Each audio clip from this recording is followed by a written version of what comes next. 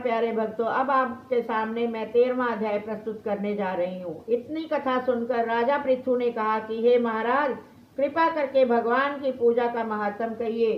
तब नारद जी कहने लगे कि हे राजन, जो हंसी में भी भगवान का भजन करता है वह परम पद को प्राप्त हो जाता है, परंतु जो श्रद्धा पूर्वक भजन करता है उसका तो कहना ही क्या है। इस संबंध में हम तुमको एक पुराना इतिहास सुनाते हैं। कालिंद पर्वत पर बसे दीर्घपुर नाम के नगर में एक अति धर्मात्मा, प्रजा को पुत्र के समान पालने वाला सुबाहु नाम का राजा राज्य करता था। उसके धूम्रकेश नाम वाला अति दुष्ट, चोर, जुआरी, पर स्त्रीगामी तथा व्याभिचारी एक पुत्र था। उसकी यह दशा देखकर उसके पिता राजा सुबाहु ने उसको ताड़ना दी, परंतु वह किसी प्रकार नहीं माना। गेंद खेलते हुए एक दिन उसकी गेंद छोटी रानी के महल में जा गिरी।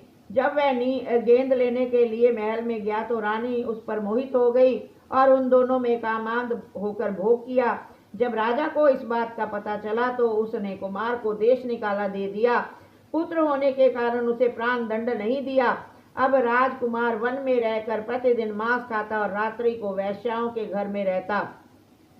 चोरी आदि करके जो द्रव्य लाता वह वैश्याओं को दे देता। इस प्रकार फिरते फिरते वह एक दिन वृंदावन में आ गया।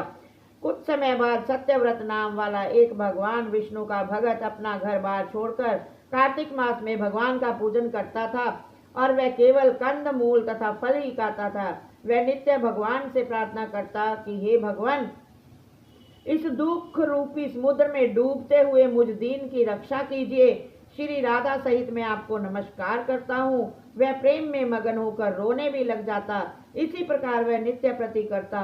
दैव योग से एक दिन धूम्रकेश ने उस ब्राह्मण की यह क्रिया देखी।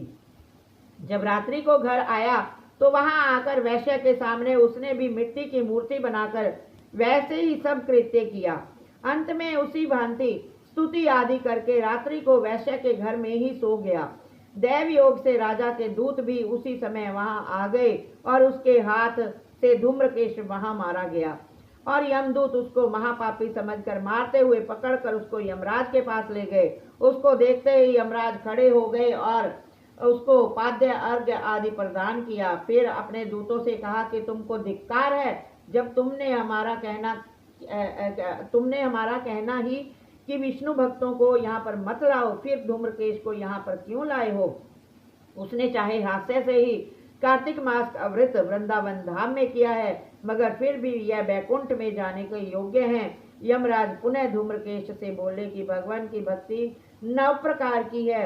उनकी कथा सुनने से राजा परीक्षित, कीर्तन से शुकदेव, स्मरण से प्रहलाद, पाद सेवा से लक्ष्मी, पूजा से पृथु, वंदना से अक्रूर, दास भाव से सुग्रीव, मित्र भाव से अर्जुन, आत्म निवेदन से राजा बलि जिस प्रकार परम पद को प्राप्त हुए हैं, उसी प्रकार तुमने भी चाहे हास्य से ही भगवान की पूजा की, मगर फिर भी तुम स्वर्ग के अधिकारी हो। यद्यपि तुम अपने कर्मानुसार पहले नरक के अधिकारी थे, मगर अब बैकुंठ के अधिकारी हो।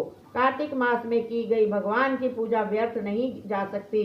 जहाँ पर भगवान शालिग्राम है वहां पर ही गंडकी नदी और सब तीर्थ हैं।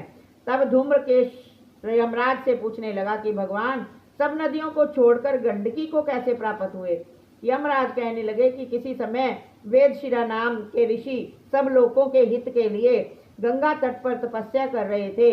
उस रमणीक स्थान में उनके तप से इंद्र अत्यंत भयभीत हुआ और उनकी तपस्या को भंग करने के लिए मंजू घोषा नाम वाली अप्सरा को भेजा। मंजू घोषा वन में क्रीड़ा करती हुई अपने यौवन तथा रूप का प्रदर्शन करके अनेक हाव भाव दिखाने लगी। उसी समय मंजू घोषा ने मुनि के चरण का स्पर्श किया तो ऋषि के रोमांच खड़े हो गए। उस समय मंजू घोषा ने ऋषि को अपने वश में जानकर उनके गले में अपनी भुजाएं डाल दी। तब ऋषि ने क्रोधित होकर श्राप दिया कि क्योंकि तुम मुझे इस संसार सागर में डालते हुए उद्यत हुई हो तो तुम नदी बन जाओ। तब मंजू घोषा कहने लगी कि हे मुने, मैं श्राप योग्य नहीं हूँ, आप मुझे क्षमा कर दीजिए। तब मुनि कहने लगे कि जिस समय विष्णु वृंदा के श्राप वश शिला रूप होकर तुम में गंडकी नदी में स्थित होंगे, तब तुम भगवान को धारण करने वाली होगी। अतः तुम्हारा श्राप वरदान से भी अधिक श्रेष्ठ होगा। यमराज कहने लगे कि हे राजकुमार, अब तुम विष्णु लोक को जाओ। तब धूम्रकेश सुंदर विमान में बैठकर बैकुंठ लोक को चला गया। इति श्री 13वां अध्याय समाप्तम।